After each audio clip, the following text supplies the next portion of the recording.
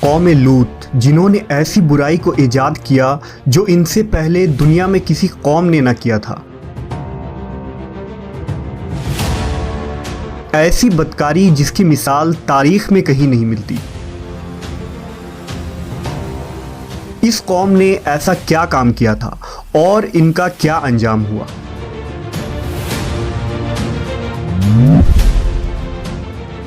حضرت لوط علیہ السلام اللہ کے ایک برگزیدہ نبی تھے۔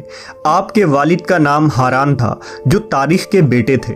آپ کی پیدائش عراق کے قدیم شہر اور میں ہوئی تھی۔ اس شہر میں ابراہیم علیہ السلام کا مسکن تھا۔ دراصل لوط علیہ السلام کے والد ہاران حضرت ابراہیم کے سگے بھائی تھے، یعنی حضرت لوط علیہ السلام حضرت ابراہیم کے بھتیجے تھے۔ چونکہ حضرت لوط علیہ السلام کے والد ان کے بچپن میں ہی انتقال کر چکے تھے، لہذا حضرت لوط کو حضرت ابراہیم نے بیٹا بنا کر پالا تھا۔ آپ حضرت ابراہیم پر سب سے پہلے ایمان لانے والوں میں شامل ہیں۔ آپ حضرت ابراہیم کے زمانے میں اہل سدوم کی رہنمائی کے لیے نبوت کے منصب پر فائز ہوئے۔ حضرت لوط کے بہت سارے معجزات ہیں۔ آپ جس وقت بارش کے لیے دعا کرتے تھے تو آسمان بادلوں سے بھر جاتا اور خوب بارش ہوتی تھی۔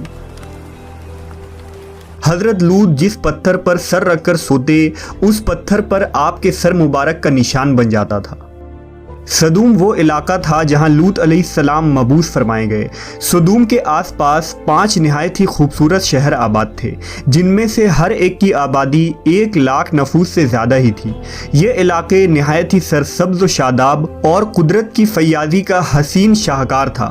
یہاں باغات کی کثرت تھی، لہلہاتی کھیتیاں یہاں کی ضروریات سے کہیں زیادہ تھی۔ اردن، شام اور اسرائیل کے درمیان بسا ہوا یہ علاقہ نہایت ہی زرخیز تھا۔ وہاں طرح طرح کے اناج، پھل، میوے بکثرت پیدا ہوتے تھے، اور یہی وجہ تھی کہ آس پاس کے بستیوں کے لوگ بھی اپنی معاشی اور غذائی ضرورت کے لیے ان بستیوں کی طرف آتے تھے۔ مگر یہ بات اہل سدوم کے لوگوں کو بالکل بھی پسند نہ تھی۔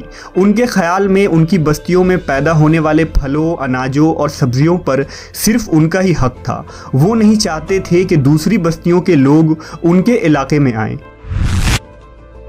ایک دن سدوم کے لوگ اس بات پر غور و فکر کر رہے تھے کہ باہر سے آنے والے لوگوں کو یہاں آنے سے آخر کیسے روکا جائے، کہ ابلیس ایک بزرگ کی شکل میں ان کے محفل میں آیا اور کہا، اگر تم ان سے پیچھا چھڑانا چاہتے ہو تو میرے کہنے پر عمل کرو۔ اس اجنبی بزرگ کی بات لوگوں نے بہت توجہ سے سنی۔ ابلیس نے کہا، میں کل بتاؤں گا۔ دوسرے دن ابلیس ایک خوبصورت جوان لڑکے کی بھیس میں آیا اور انہیں اپنی عورتوں کے بجائے مردوں کے ساتھ فعل بد کرنا سکھایا۔ ابلیس نے کہا کہ اگر تم ان بستیوں کے لوگوں سے نجات چاہتے ہو جو تمہاری بستی میں آ جاتے ہیں تو ایسا کرو کہ جب بھی کوئی شخص تمہارے علاقے میں آئے تو تم لوگ زبردستی اس کے ساتھ اپنی خواہش پوری کرو۔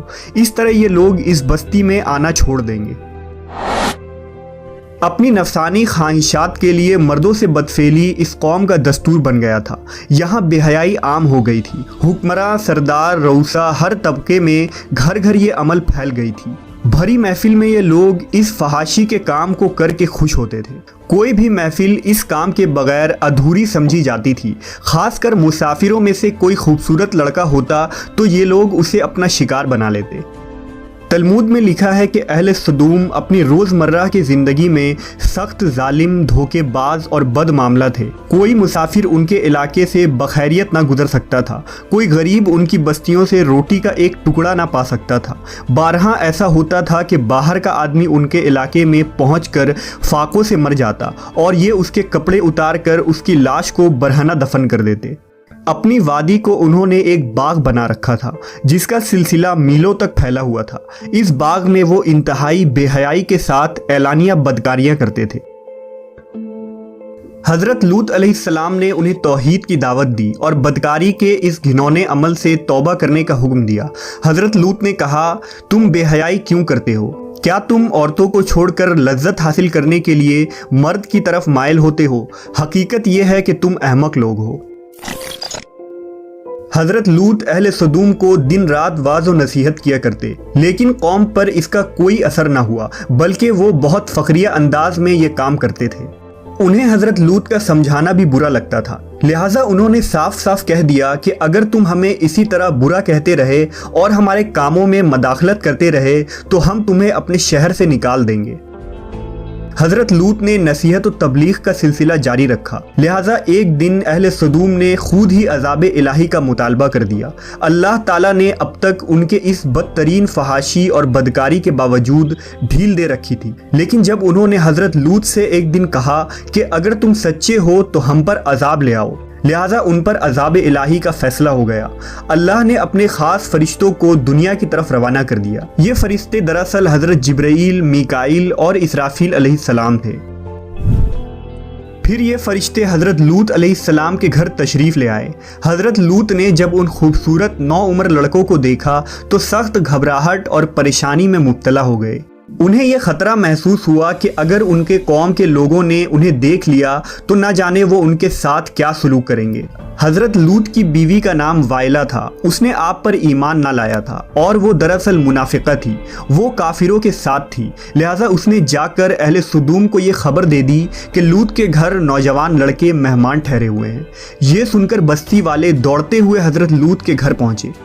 حضرت لوط نے کہا، اے قوم، یہ جو میری قوم کی لڑکیاں ہیں یہ تمہارے لیے جائز اور پاک ہیں، اللہ سے ڈرو اور مجھے میرے مہمانوں کے سامنے رسوا نہ کرو۔ کیا تم میں سے کوئی بھی شائستہ آدمی نہیں؟ حضرت لوط کی بات سن کر وہ لوگ بولے، تم بخوبی واقف ہو کہ ہمیں تمہاری بیٹیوں سے کوئی حاجت نہیں، اور جو ہماری اصل چاہت ہے اس سے تم بخوبی واقف ہو۔ قوم لوط کے اس بے شرمانہ جواب سے اندازہ لگایا جا سکتا ہے کہ وہ فعل بد میں کس حد تک مبتلا ہو چکے تھے۔ جب حضرت لوط علیہ السلام کی قوم ان کے گھر کی طرف دوڑتی ہوئی آئی تو حضرت لوط نے گھر کے دروازے بند کر دیے اور ان نوجوانوں کو ایک کمرے میں چھپا دیا۔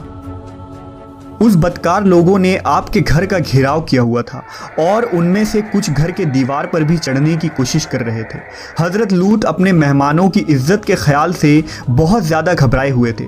فرشتے یہ سب منظر دیکھ رہے تھے۔ جب انہوں نے حضرت لوط علیہ السلام کی بے بسی اور پریشانی کا یہ عالم دیکھا تو حقیقت سے پردہ اٹھاتے ہوئے یوں فرمایا، اے لوط، ہم تمہارے رب کے بھیجے ہوئے فرشتے ہیں، یہ لوگ ہرگز تم تک نہیں پہنچ سکیں گے۔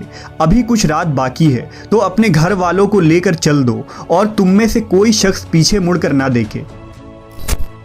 اہل سدوم حضرت لوط کے گھر کا دروازہ توڑنے پر بضد تھے، لہٰذا حضرت جبرائیل علیہ السلام نے گھر سے باہر نکل کر اپنے پر کا ایک کونا انہیں مارا، جس سے ان سب کی آنکھوں کے ڈھیلے باہر نکل آئے اور بصارت زائل ہو گئی۔ یہ خاص عذاب ان لوگوں کو پہنچا جو حضرت لوط کے پاس بد نیتی سے آئے تھے۔ حضرت لوط علیہ السلام حقیقت حال جان کر مطمئن ہو گئے اور اپنے گھر والوں کے ساتھ رات ہی کو نکل کھڑے ہوئے۔ بیوی بھی ان کے ساتھ تھی، لیکن کچھ دور جا کر وہ واپس اپنے قوم کی طرف پلٹ گئی اور قوم کے ساتھ جہنم رسید ہو گئی۔ صبح کا آغاز ہوا تو اللہ کے حکم سے حضرت جبرائیل نے بستی کو اپنے پر سے اکھاڑ دیا اور پھر اپنے بازو پر رکھ کر آسمان پر چڑھ گئے، یہاں تک کہ آسمان والوں نے بستی کے کتے کے بھونکنے اور مرغوں کے بولنے کی آوازیں سنی۔ پھر اس بستی کو زمین پر دے مارا، جس کے بعد ان پر پتھروں کی بارش ہوئی۔ ہر پتھر پر مرنے والوں کا نام لکھا ہوا تھا۔ جب یہ پتھر ان کو لگتے تو سر پاش پاش ہو جاتے۔ صبح سویرے شروع ہونے والا یہ عذاب اشراق تک پوری بستی کو نیست و نابود کر چکا تھا۔ قوم لوط کی ان خوبصورت بستیوں کو اللہ نے ایک انتہائی بدبودار اور سیاہ جھیل میں تبدیل کر دیا، جس کے پانی سے رہتی دنیا تک کوئی فائدہ نہیں اٹھایا جا سکتا۔ سمندر کے اس خاص حصے میں کوئی جاندار، مچھلی، میڈک وغیرہ زندہ نہیں رہ سکتے، اس لیے اسے ڈیڈ سی یعنی بحر مردار کہا جاتا ہے، جو اسرائیل اور اردن کے درمیان واقع ہے۔ ماہرین آثار نے 10 سالوں کی تحقیق و جستجو کے بعد اس تباہ شدہ شہر کو دریافت کیا تھا۔ تحقیقات سے پتہ چلا تھا کہ اس شہر میں زندگی بالکل ختم ہو چکی ہے۔ اس شہر کے راستے اور کھنڈرات کو دیکھ کر آرکیولوجسٹ نے یہ اندازہ لگایا کہ جب یہ شہر تباہ ہوا تو اس وقت لوگ روزمرہ کے معمولات کے کاموں میں مشغول تھے اور یہاں زندگی اچانک ختم ہو گئی تھی۔ اہل سدوم جنہیں پتھر بنا دیا گیا تھا، ان کے بت ابھی تک بحر مردار کے پاس موجود ہیں، جو تا قیامت لوگوں کے لیے ایک عبرت ہے۔